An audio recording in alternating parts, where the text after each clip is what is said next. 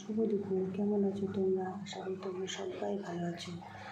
আমিও ভালো আছি। আজকে দুপুরে তোমাদের সামনে মেনু নিয়ে চলে এসেছি।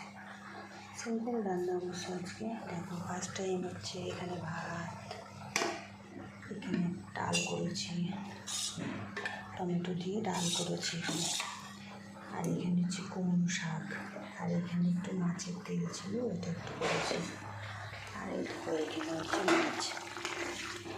এই মাছটা তোমরা খাও, কে খাও কমেন্টে বলো। এই মাছটা হচ্ছে মিঠা মাছ, এটা আমার বড় খুব ভালোবাসে।